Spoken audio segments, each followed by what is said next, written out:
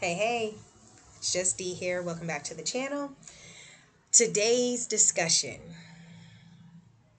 your greatest power is your power to choose. I know that sounds very simple, right? Everybody has choices. But the thing is that a lot of people aren't aware of how many choices they have. They think that they only can do one thing and there's no other way to possibly change what they've been pre-programmed or pre-designed to do, right? I am Gen X.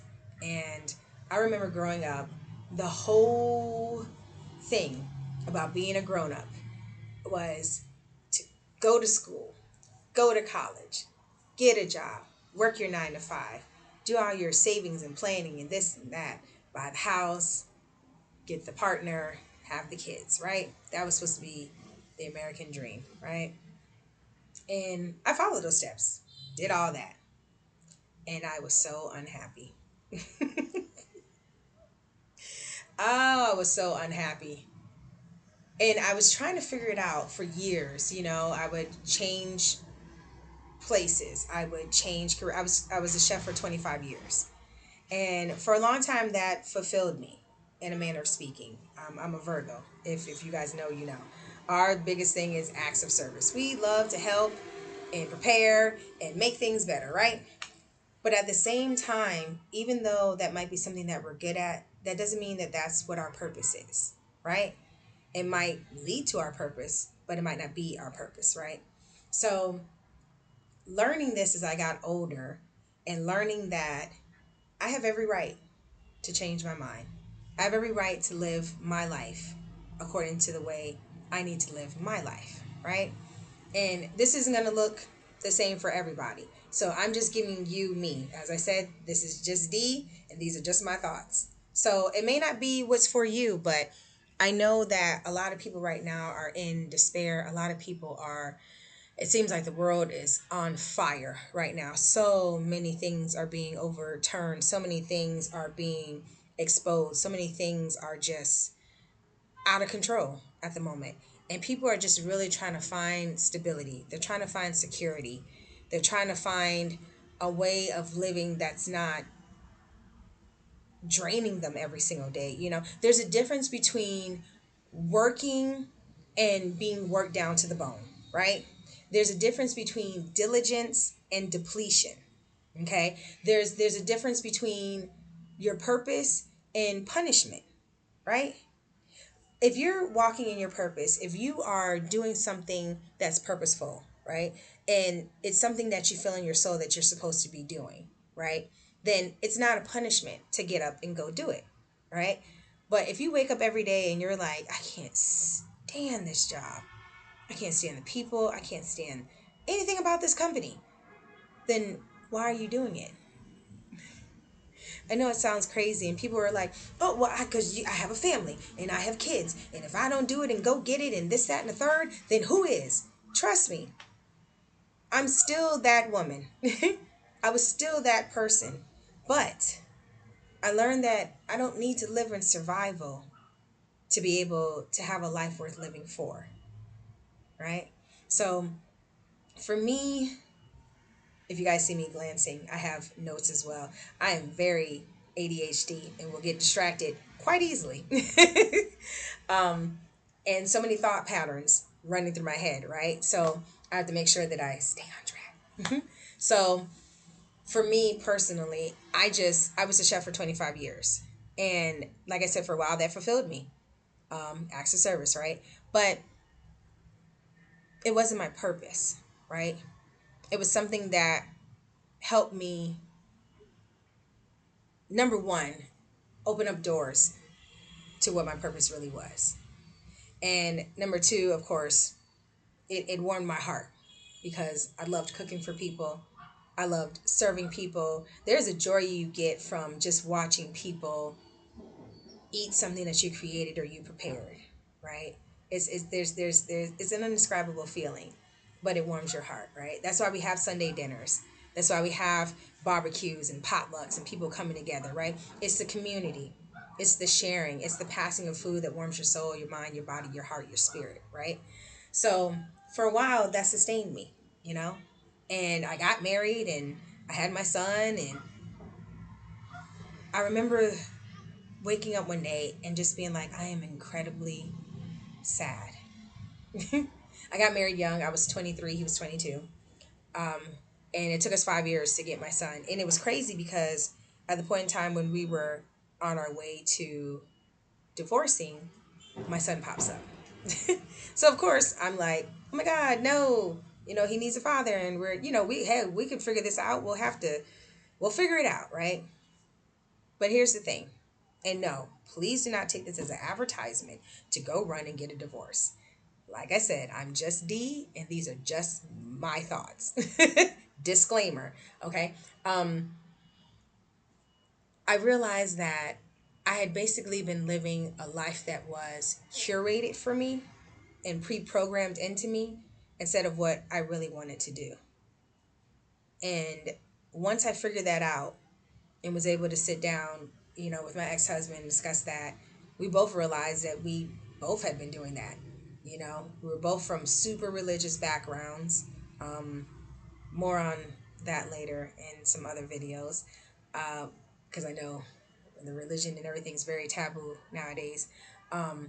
But I personally was, well, there is no nice way to put it. I was raised in a cult, and you did things a certain way, and that was the only way that you did it. And everything was in service unto getting a husband. That was it. That was your whole purpose, to maintain a household, birth babies, have a husband. That was it. You could get an education. I was one of the few in my family that graduated from college. I'm actually finishing my master's now. I have a couple of degrees, a couple of certifications. They like you smart, but just don't showcase it. Wild, huh?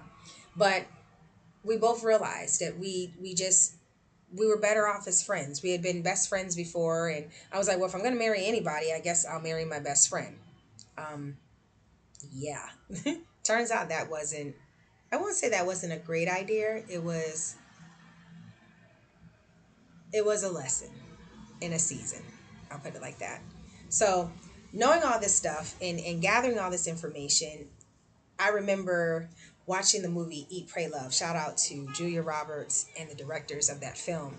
Because if you really truly watched it and understood, everything from the outside looks fantastic to this woman, right? She's like, I got the partner, I got the career, like, what is miss? This great house, this great, what is miss? Like, why do I feel so sad? Why do I feel so displaced? Why do I feel like this isn't it? And it's one of my favorite movies because she literally sets about on this journey to basically go find out who she is if she's not all those other different people. And that's what I did with my life. So around 2019, I looked around and I was like, I can't do this anymore. I saw the writing on the wall and I just was like, I could feel the atmosphere changing. And I was like, this is not going towards a good way. What can I do to extract myself from this? What can I do to improve my life situation, right? Again, my life, right? I was a single mom. At this time, like I said, my ex-husband, he was living in Arizona. I was in North Carolina. Um, we shared custody of my son, and I had a daughter from another relationship. And I was a single mom and great co-parenting, never had any problems or anything like that. But I was like, this isn't it. This isn't it. So what can I do? And at the time, I had left chefing and I had become a restaurant manager. And I had all this background and all this experience in restaurants. And so it was really easy for me to pick up jobs, in leadership uh, capacities because of all my years of experience. If need be, I could easily switch over and run back into the kitchen if they needed my help. So I remember I was working 70-hour work weeks. And it's so funny to me, real chefs know, when you see, what is it, Home Cooking Network or Food Network, or it's so funny to watch these shows that have these pristine kitchens and all the chefs are laughing and Their makeup is just right, and half of them aren't wearing aprons or gloves or anything, and there's not 8,000 orders coming at them, and and they're like, oh, this is what cooking is like. And I remember watching, shout out to Rachel Ray. She used to do this show called 30 Minute Meals, and she would just be in there just whipping and going and whipping and going and whipping and going. And I used to watch that, and I would be like, this is cute. No, shout out to Rachel Ray. She's awesome. A lot of cute, quick recipes that actually did work. But the real dirt, the real grit of the kitchen is unlike anything you've ever seen. I remember, restaurant closing 11:30, 12 o'clock, let's just say. You got those few stragglers at the bar or whatever. And not getting done till 3, 4 a.m. in the morning because you have to deep clean your kitchen. It's scrubbing grills, it's scrubbing floors, it's rotating food. It's if you're, let's just get it straight, if you're a clean, correct restaurant, it's rotating of product, it's filling out your orders for what you need replaced, for the next time that your shipment comes in. There's a ton of work that is done after the scenes that people don't see, and then you've been cooking all night. You've been cooking all night, so the thought of eating anything that you cooked is like.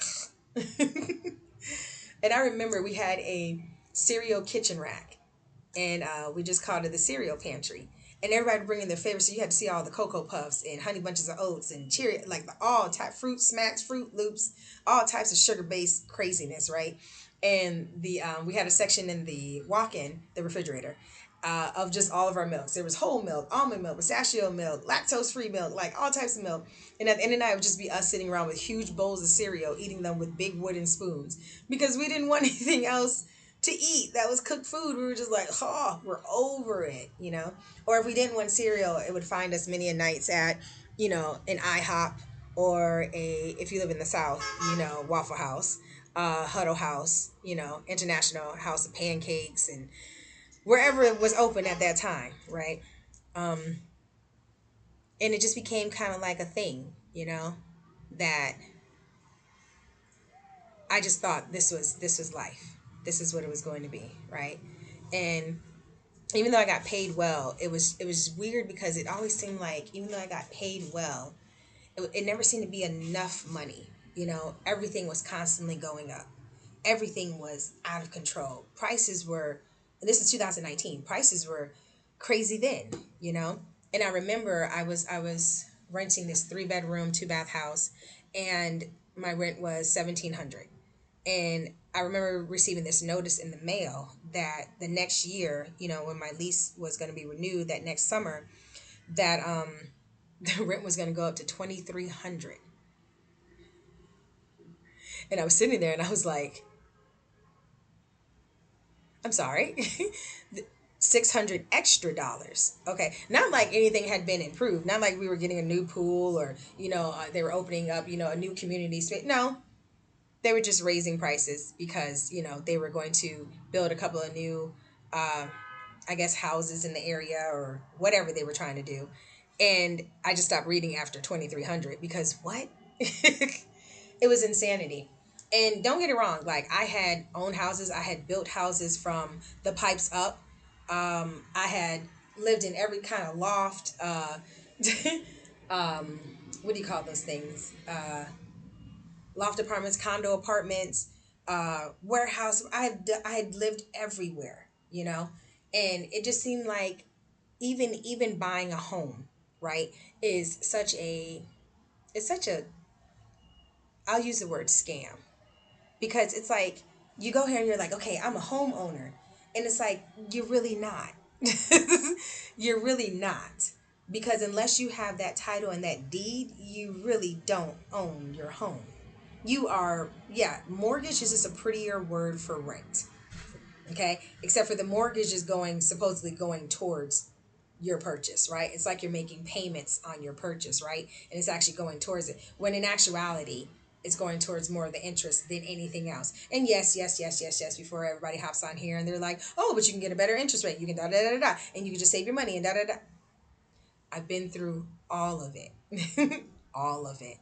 And at the end of the day, if you lose your job, if you get sick, if anything happens and you miss a payment or two, they will snatch that right back from you.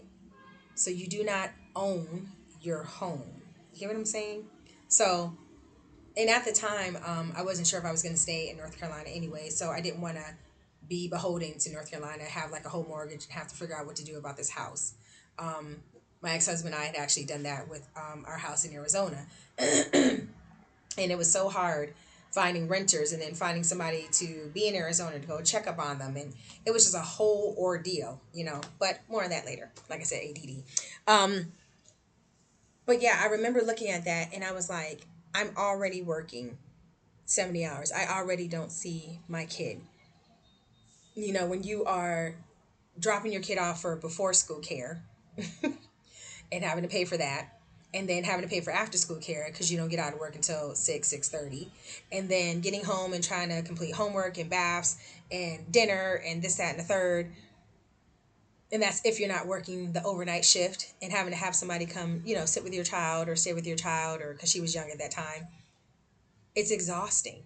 All you're doing is just shoveling out money, and you're not really living life. And then when you actually have time off or you take time off, it's like everything has to be done in that certain amount of time, right? You're like, oh, we gotta do the vacation, we gotta go over here, let's clean out the closets, let's deep spring clean, let's do this, let me spend time with her, let me go to, like, you're trying to spend time with your friends, you're trying to date a little bit, you're it was exhausting, absolutely exhausting, you know. And so I looked around and I was like, I don't want to live this kind of life anymore. There's got to be something better.